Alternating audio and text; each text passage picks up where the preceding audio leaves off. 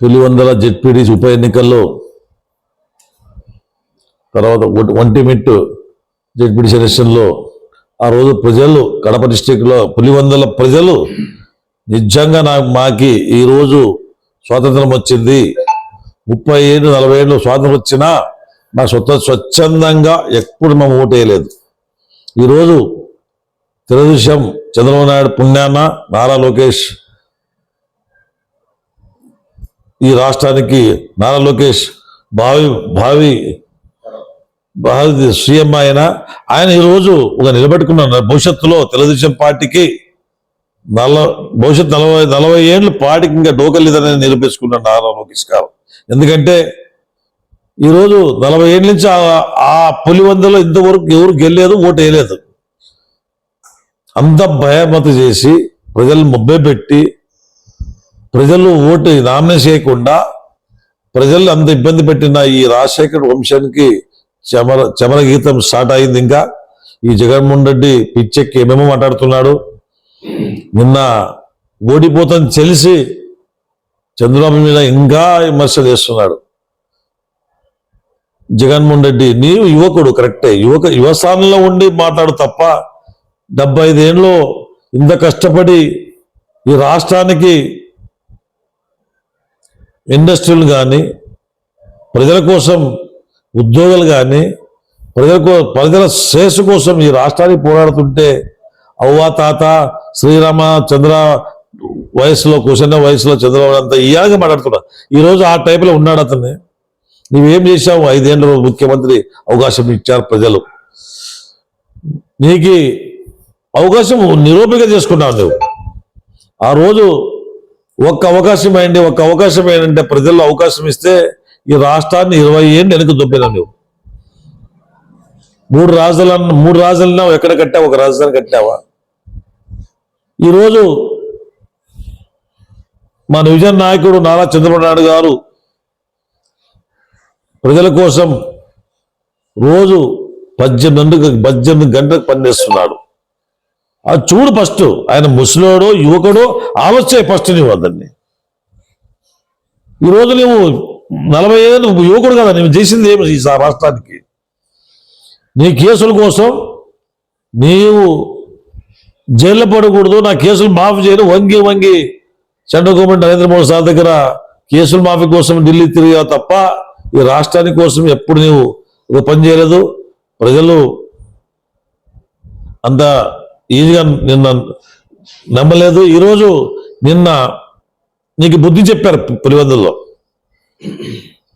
ఎందుకంటే ఇంత కష్టపడి నాయకుడు మాకు చంద్రబాబు కావాలి, ఈ రాష్ట్రానికి ఇంత మంచి ప్రభుత్వం కావాలా, ఈ జగన్మోహన్ తప్పు చేశాం, ఈ రాష్ట్రానికి ముఖ్యమంత్రి చేసి 5 ఏళ్ళు ముఖ్యమంత్రి చేసి తప్పు చేశాం. రాబోయే రోజుల్లో మా యువ నాయకుడు లోకేష్ కూడా ఈ రాష్ట్రానికి ముఖ్యమంత్రి కావాలి. ఎందుకంటే నువ్వు ఆ రోజు ఎంతో ఏసగా మాట్లాడినావు. యూ నాట్ 175 అన్నావు. ఈరోజు ఎక్కడ పోయింది? నీ పులివెందులే పోయింది. రాష్ట్రం 151 సీట్ ఇస్తే నువ్వు లాస్ట్గా 11 నిలబడిపోయినావు. ఆలోచించి మాట్లాడేది కాదు, ప్రజల కోసం చాలా నీట్గా మాట్లాడు. నోరు ఉందని ఎట్టట్లో మాట్లాడొద్దు. నువ్వు ఆ రోజు నీ మంత్రులకి మీ మంత్రులు నోరు చేరారు, నీవు అయ్యాదుగా మాట్లాడావు.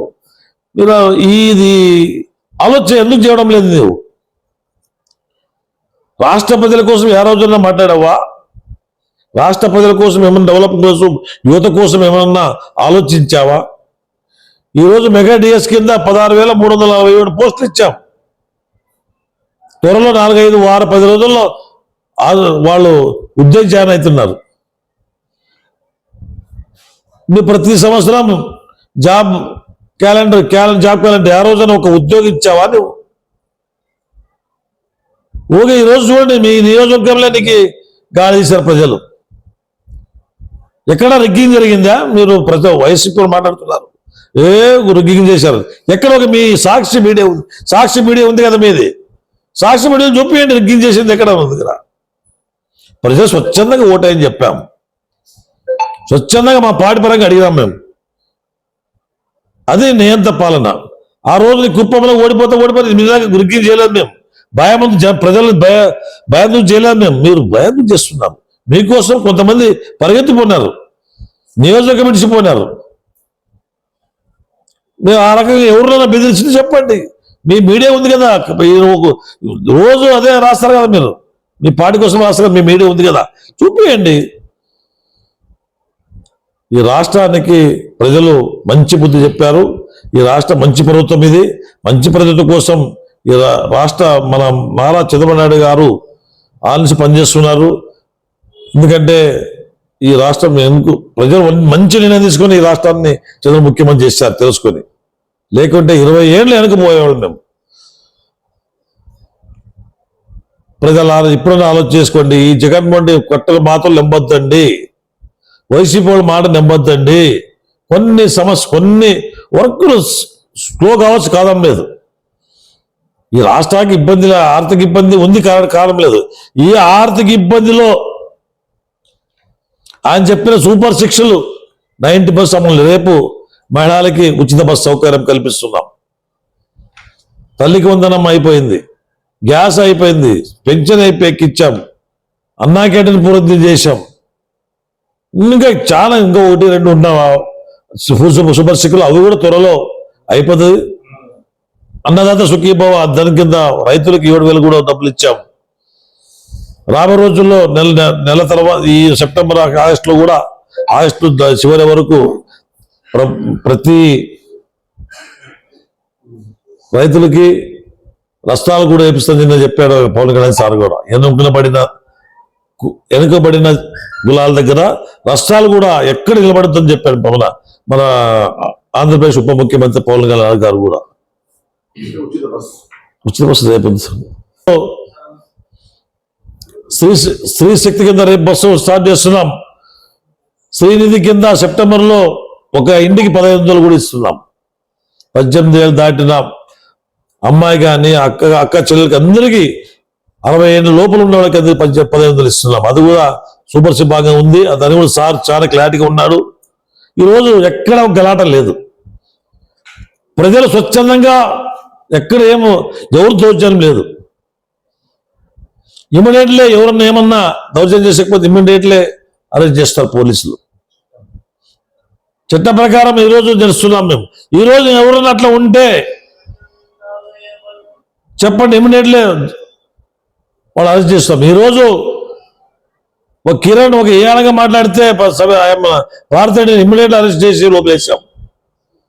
మరి తెలుగుదేశం కార్యకర్త ఆ రోజు ఎంత పెద్ద పెద్ద మినిస్టర్లు హేళంగా మాట్లాడితే ఉసునొగు నొక్కుంటూ కూర్చున్నాడు ఈ ముఖ్యమంత్రి గారు. కాలం ఇట్లే ఉండదు, ఎప్పటికీ కాలాలు మారుతున్నవి. ఉన్నప్పుడు ఉపయోగించుకోవాలి జగన్మోహన్ రెడ్డి గారు. మీరు ఈరోజు ఏమేమో మాట్లాడతారు మీ కార్యకర్త. వైసీపీ కథ అయిపోయింది, ఇంకా లాస్ట్. వైసీపీ భవిష్యత్తు లేదు. ఇంకా రాబోయే రోజుల్లో చంద్రబాబు నాయుడు ముఖ్యమంత్రి అవుతాడు. మరి నా 5వ మరి లోకేష్ తర్వాత లోకేష్ ఈ రాష్ట్రానికి ముందుండి, ఈ రాష్ట్రం ఎప్పుడు గెలవలేని నియోజకవర్గం అది పులింద కాదు, మంగూరి ఎప్పుడు గెలిలేని నియోజకవర్గం అది. ఆ నియోజకవర్గంలో 92,000 మెజారిటీ లెక్కించాము. పోయినసారి 4-5 ఓడిపోతే అదే నియోజకవర్గం నుంచి గెలాలని ఈరోజు పట్టుబట్టి విక్రమార్కుడు నారా లోకేష్ గారు కాదు. మీరు ఆలోచించండి ప్రజలారా, స్వచ్ఛందంగా ఉండండి. ఎవరికి ఎవరిని మీకు ఇబ్బంది పడితే ఇమ్మీడియట్గా ఫోన్ చేసేయండి. ఎవరు దౌర్జన్యం ఉండదు, వైఎస్ఆర్ లాగా భూ అక్రమం ఉండదు. ఎవరు ఆస్తి వాళ్ళు కాపాడుకోండి, తప్పేం లేదు. పోయినసారి ఎంత భయం, కొంతమంది చాలా మంది వేరే దగ్గర మా ఆస్తి ఉంటుందో లేదని అడిగిన రేటుకి అమ్ముకొని పోయారు చాలా మంది. ఆ చరిత్ర ఆందోళన కూడా ఉంది. అది ఈరోజు నిర్భయంగా ఎవరైనా ఏమైనా దౌర్జన్యం చేసకపోతే ఇమ్మీడియట్లీ ఎవరైనా కానీ కరెక్టే వాళ్ళు ఎవరైనా కానీ పార్టీ ఈ 3 పార్టీలు ఎవరైనా కానీ లోపల నేను ఆర్డర్ చేస్తాను మన సీఎం ముఖ్యమంత్రి గారు. ఇదే ప్రకారం ప్రజలకు రాబోయే రోజుల్లో స్థానిక ఎలక్షన్లు కూడా అఖండ మెజారిటీ కల్పిస్తారు. 2029లో కూడా తెలుగుదేశం పార్టీ అఖండ మెజారిటీతో గెలుస్తారని కోరుకుంటూ అవకాశం ఇచ్చిన అందరికీ నమస్కారం. నా పేరు మానవి దేవేంద్రప్ప, రాష్ట్ర కుర్వ కార్పొరేషన్ చైర్మన్.